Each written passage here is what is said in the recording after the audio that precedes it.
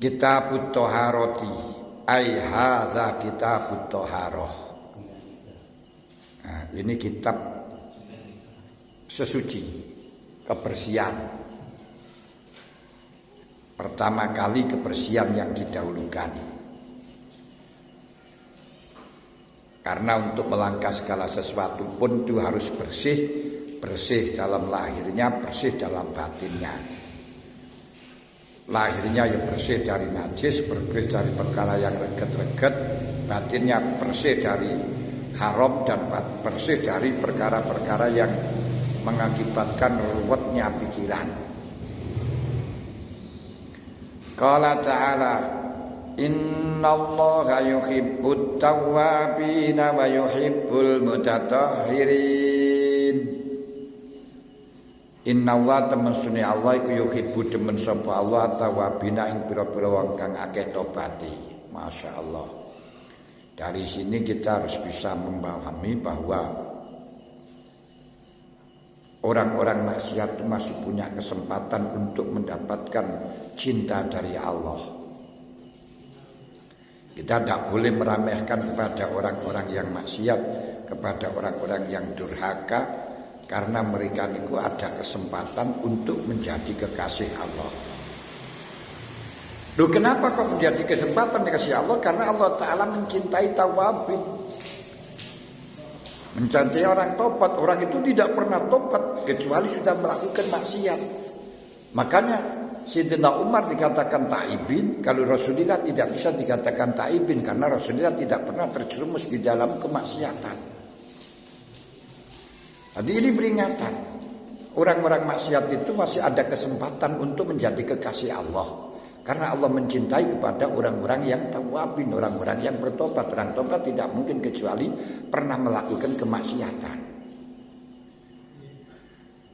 Dan di dalam fakta empiris dalam sejarah memang banyak beberapa orang-orang yang asalnya itu nakal kelihatannya tapi akhirnya menjadi wali min auliyaillah.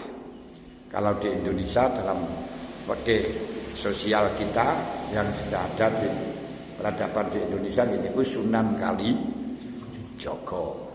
Sing enak saat ini Sunan Joko Kali, ora sudah diwali ya Sunan Joko Kali ya. Termasuk Syekh Fudel bin Iyad. Syekh Fudel bin Iyad itu seorang perampok. Fudel bin Iyad itu perampok. Garong juga, bukan sekedar perampok tapi garong. Lalu penyebab tobatnya itu juga masalah bukan karena diarahkan guru, enggak. Penyebab tobatnya itu karena gandrung dengan seorang gadis, seorang wanita yang cantik. Makanya wanita itu bisa mengakibatkan orang selamat, juga bisa mengakibatkan orang terpelosok. Inilah yang dikatakan oleh Kang Kaji Urahma Irama, cinta bisa menghilangkan rasa sakit, tapi juga bisa menimbulkan penyakit. Bung keripit ahai tulang bawang. Nah, kalau pacar yang gigit sakit tak mau bilang. Ketika gandrung kepada seorang wanita, akhirnya dia ingin tahu wanita itu rumahnya di mana. Dibuntutin dari belakang. Setelahnya tahu rumahnya di situ, dia malam ingin tahu tidurnya. Kadang sudah terkonyong-konyong, makan tidak nyaman, tidur tidak nyenyak. Mau makan ingat kamu, mau tidur ingat kamu, terus terbayang-bayang di mata. Akhirnya pada waktu malam dia menyempatkan naik ke loteng, di atas loteng. Wah ini namanya orang yang sudah garong itu sudah gak memikirkan rasa takut karena apa ya tidak itu. Hanya ingin tahu tidurnya wanita tersebut. Tapi Masya Allah ketika ada di atas genteng, melihat ke bawah ada orang mengaji di dalam rumah itu. Pas ketepatan membacakan ayat Alam ya'ninil ladzina amanu an takhsha'a qulubuhum li dzikrillah Yang artinya, apakah orang-orang yang beriman belum waktunya dia khusyuk kepada Allah, konsentrasi kepada Allah, meninggalkan selainnya Allah? Gini ku dadi murid. Murid itu iradatul hak bitolab wal irad amasiwah. Punya tekad bulat untuk menuju kepada Allah takdir yang bukan selainnya Allah, enggak. Syarat orang itu bisa wusul nang kono niku dhisik. Nah, kita berani enggak aja ya. Tekad bulat, kita punya tekad hanya Allah yang aku tuju, selainnya Allah no. Niku syarat mutlak jadi murid. Kalau belum itu berarti belum atas nama murid. Sik dulinan. Nah, dulinan itu berarti si urung niat sekolah, cara gampangan niku sik jadi playgroup. Sik seneng main-main ini. Nah, iki playgroup iki biyen-biyen ora gelem ningkat-ningkat. Begitu mendengarkan ayat niku, apakah kita belum waktunya untuk khusyuk kepada Allah, konsentrasi kepada Allah? Bebarengan hidayah masuk kepada hati, langsung mengatakan qad ana li anaksali dzikrillah, sudah waktunya ya Allah. Olehku dadak nakal sudah lama, olehku rampok sudah banyak, dosaku sudah banyak ya Allah, sudah waktunya. Gemeter ndredeg. Idza tuliyat alaihim ayatu wa basyiril mukhbitin alladzina idza tuliyat alaihim ayatu zadatuhum imana. Wajilat qulubuhum alladzina idza tuliyat alaihim ayatu wajilat qulubuhum wasyabirina bima asabahum wal muqiminas shalah wa mimma razaqnahum yunfikun. Mukhbitin taat, wong taat iki langsung plek ndredeg. Wajilat qulubuhum. Dengan ndredeg niku sudah tidak menghiraukan dengan wanita tadi, sudah hilang dari pandangannya. Aja lempar es derwedek ngono kan disentak ngono kan jeplek hilang sudah. Pulang. Masuk pada hutan. Karena memang harus melewati hutan. Ketika ada di hutan dia istirahat, enggak tahunya di sampingnya niku ada orang rombongan istirahat. Rombongan itu berbincang-bincang mengatakan, "Kapan kita pulang?" "Oh, nanti setelah subuh saja."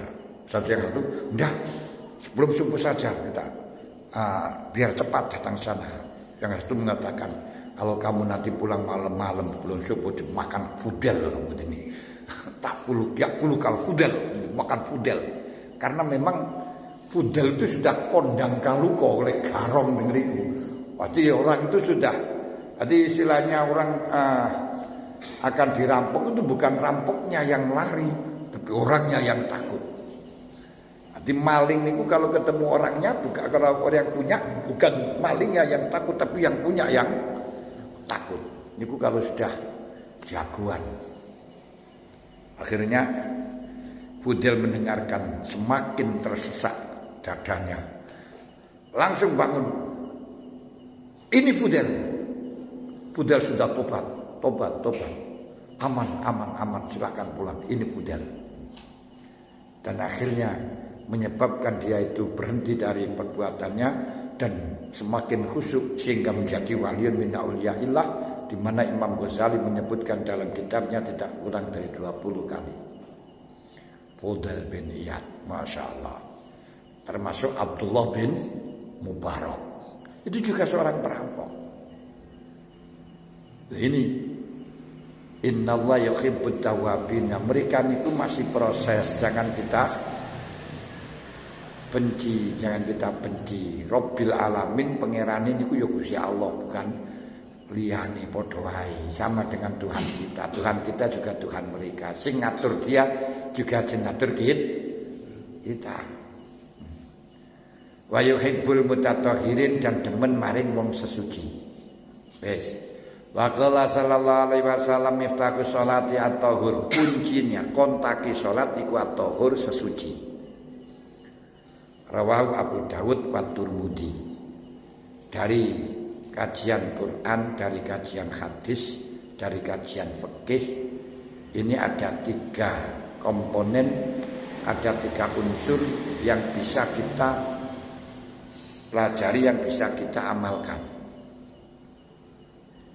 Pertama, tohar itu sebagai ta'abbud ubudiyah, yang nanti akan dijelaskan. Tujuan itu ada 4, yaitu wudu, mandi, tayamum, menghilangkan najis.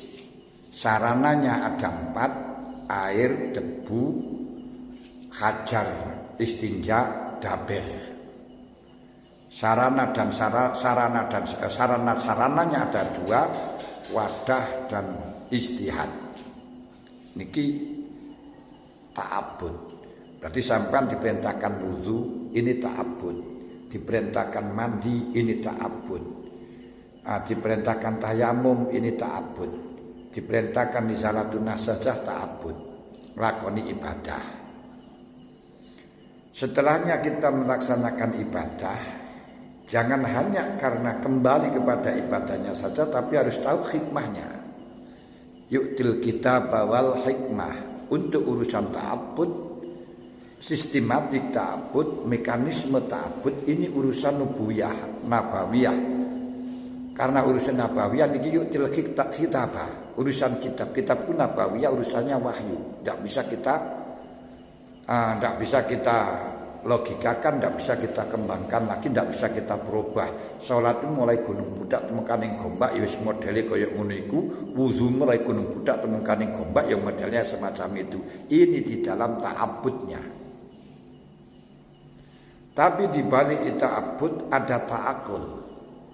Gini ku hikmah, madalla alaihil aklu bima'an madalla alaihil aklu bima'ani al-fadhiyah labid al-fad, yaitu ditunjukkan oleh akal tentang maknanya. Niki sing disebut dengan hikmah.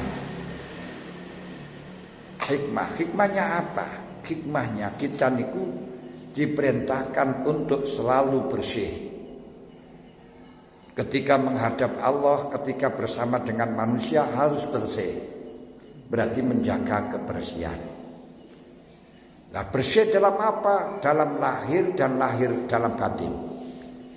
Dalam lahir nanti akan dijelaskan setiap 5 waktu, setiap 5 waktu diperintahkan untuk membersihkan wajah, telinga, hidung, mulut, terus sela-selanya jari-jari, terus itu namanya sikatan. Ini semuanya harus dibersihkan. Ini maksudnya kita harus bersih. Setiap kali akan kumpul dengan seseorang diperintahkan mandi. Kan Jumatan mandi, sholat Id mandi, sholat gerhana mandi, sholat istisqa mandi. Ini ta'akulnya, kita diperintahkan untuk melakukan hal yang bersih dalam badan kita, dalam diri kita, zahiran wa batinan. Ketika di hadapan manusia, di hadapan Allah, berarti lingkungan harus bersih. Ketika takhalluk, jangan sampai berhenti dengan masalah ibadah itu saja, tapi jadikanlah akhlak kita. Berakhlaklah dengan akhlak kebersihan. Akhlak kebersihan. Berarti kebersihan itu adalah jadikanlah akhlak kita, hobi kita. Akhlak itu hayatun rasikhatun tasdur minal af'al bisulatin wa yusrin bila raibin wala fikri. Yaitu suatu sifat yang mengkristal kepada diri kita, sehingga reflekslah melakukan sesuatu tanpa ragu-ragu, tanpa angen-angen. Kalau sesuatu ini cocok dengan syariat dan cocok dengan akal, baru disebut dengan akhlakul karimah. Kalau nggak cocok disebut dengan akhlakul sayyi'ah. Nah, syariat itu apa? Syariat ini adalah al-ahkam al-munazzal ala sayyidina Muhammadin sallallahu alaihi wasallam ala tibaimal ulama minal kitab wa sunnah nasan wa istibatan. Beberapa hukum-hukum yang diturunkan Allah terhadap nabinya, yang dipahami ulama dari Al-Quran dan hadis, baik secara tekstual atau kontekstual. Nah, tekstual berarti praktek, kontekstual peradaban. Ini yang maksud akliyah niku kontekstual. Nah, yang dikumpulkan dalam 3 hal yaitu akidah, fikih dan tasawuf. Akidah dan tasawuf. Akidah itu secara akal. Akal. Nanti yang dimaksud akal di sini ilmu kalam. Ilmu kalam itu ilmu logika, ilmu kalam. Dan itu ilmu akal. Makanya di sini hanya untuk memantapkan kita di dalam masalah ketuhanan. Ilmu ini seperti wujud kita bakok bukan dari ilmu kalam, itu dari naklun, tapi ilmu kalam itu ilmu logika. Fikih tatanan. Tasawuf jadikan akhlak. Nah, ini jadi kesetanya jadikan akhlak kita untuk kebersihan. Sampai jadi jangan jadi wong ngobrol itu jangan. Jangan katakan bahwa ajaran tasawuf itu adalah ajaran yang kumuh, tidak bersih, kopiai kuning, bukan itu. Gamparan bukan itu. Itu wong melarat lah niku. Wong melarat. Bukan itu tasawuf. Tasawuf itu atasawuf hakuna takwa hakuna dalam hati, tidak ada hubungannya dengan luar. Makanya Rasulullah pun ketika akan keluar, niki masih cermin. Nanti cermin sing gaya sing ganteng mulane. Cermin. Akhirnya Dewi Aisyah matur, "Atafalu hadza ya Rasul?" Itu kau lakukan. Naam. Uhibbu ayandurani ashabi wa ayandurani ayasuruni binadhari. Aku seneng lek sahabatku niku bungah karo ingsun lek ketika ningali ingsun. Saya itu senang, saya itu suka kalau sahabat saya melihat saya itu senang. Ini lho. Mulane sing nyakin nang sing nyeneng nang kanca ngono lho. Aja obrak-obrak ngisin-ngisini kanca. Mosok ati dijak kelamar priwo obrak-obrak kan yo. Nah, sing medis sing anu ngoten bersih. Lha niki jadikan akhlak. Niki segala sesuatu niki.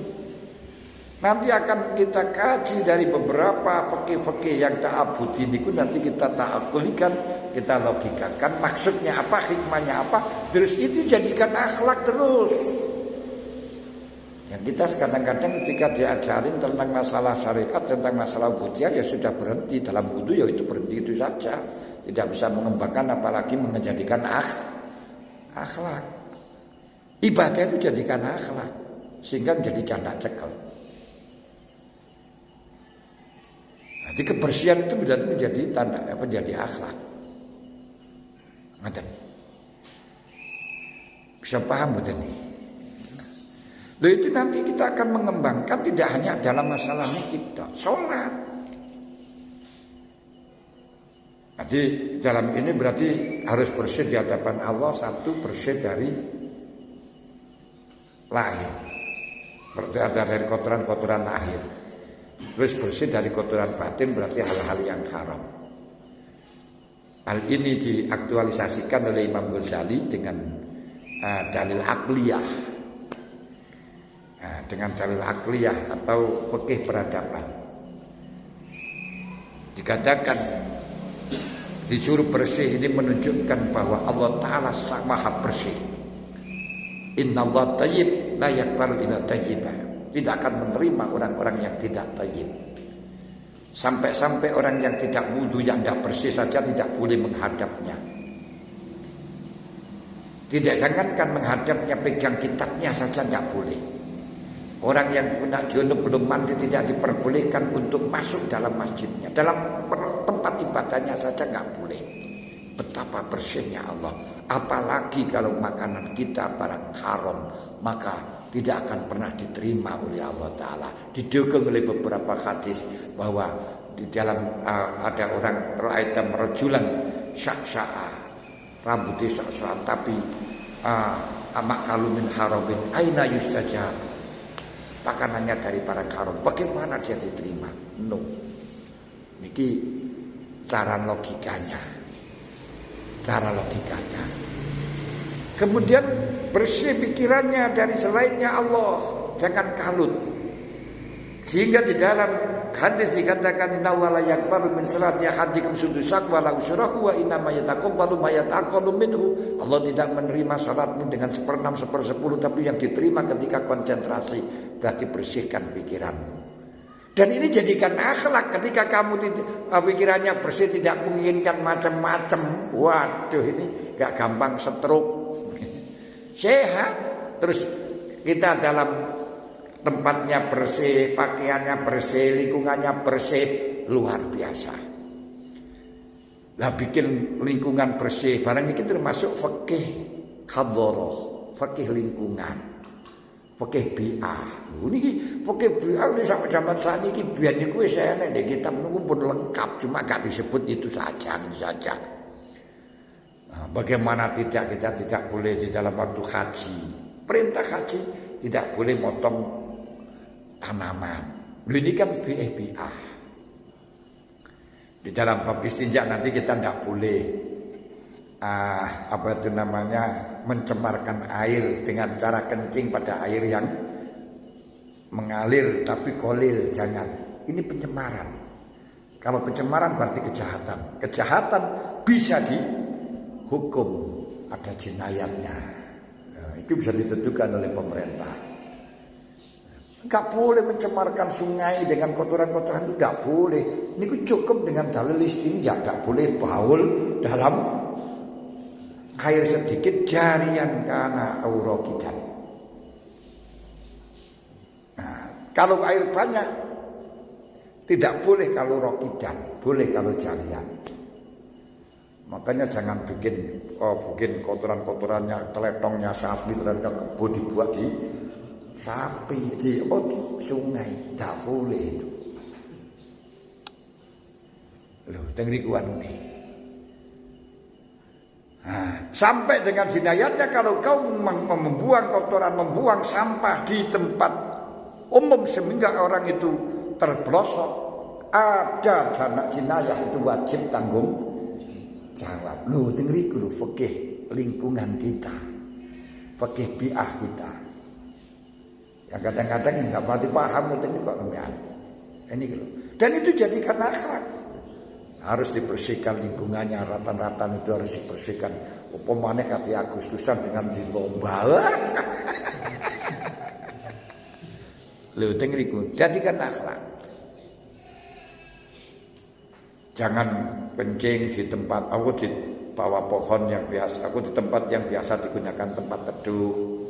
Niat-niatnya apa? Jangan menyakiti kepada seseorang yang sedang enak-enak, jangan mengganggu seseorang. Nah, ini maknanya kalau di dalam ta'abudnya jangan lakukan itu ibadah. Ta'akulnya jangan mengganggu kepada orang lain, mengusik ketenangan orang lain. Ta'akul. Akhlak, lakukan itu sebagai akhlak. Jangan sekali-kali kita bikin jengkel orang lain, bikin gaduh pada orang lain. Waduh, kita kayak ngeten nih. Islam akan diminati banyak orang. Bukan Islam kekerasan itu, tak jinayat itu bukan berarti jinayat itu potong tangan itu. Enggak, membuang sampah, menggunduli hutan itu jinayat. Karena akan mengakibatkan kerusakan. Ngeten lho. Iki oke, kita caranya kita niku tengriku ada ta'akul, ya ada ta'abud yang sudah biasa. Niki sing memang yang kita pelajari sekarang ini ibadah tok ngono ae. Nek ngono ya monggo ngene ibadah tok niku. Tapi niku kumul. Jadi gak berkembang, gak cerdas, gak fikih cerdas. Nah, ibadah kita tahu kenapa diperintah ibadah semacam itu, kenapa? Karena semuanya ada hikmahnya. Wa may yutal hikmata faqad utiya khairan katsira. Ibadah urusan yutil kitabah. Untuk logikanya yutil hikmata. Terus setelahnya hikmah menjadi amaliyah, menjadi akhlaknya. Wah, luar biasa.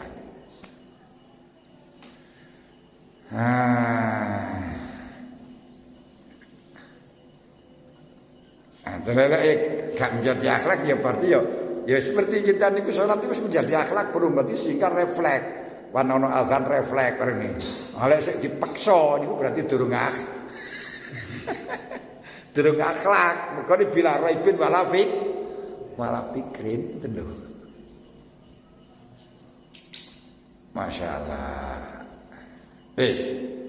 Miftah salat itu. Niku kan ya tidak hanya niku tok, Pak. Dalam masalah wudu, dalam masalah sujud rukuk niku sudah ta'abbud.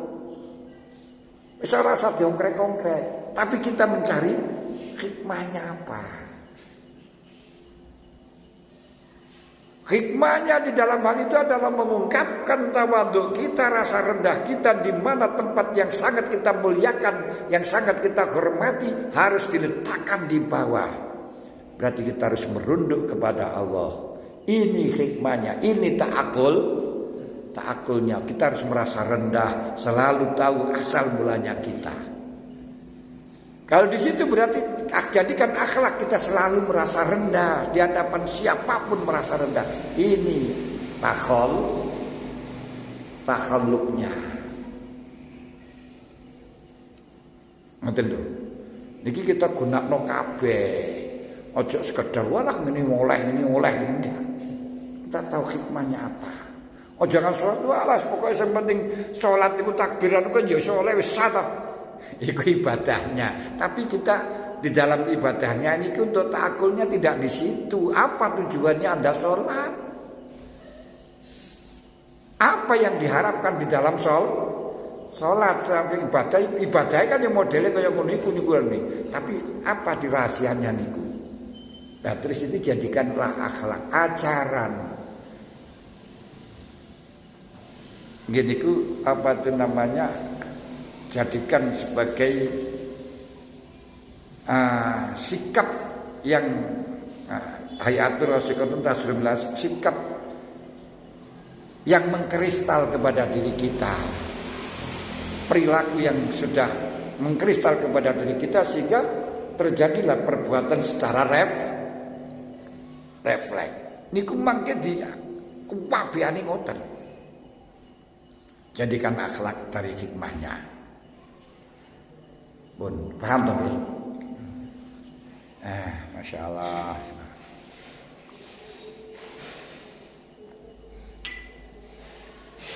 Mulane sakjane niku ora kudu kitab gede-gede niku ndak padha wae tinggal lalu tok.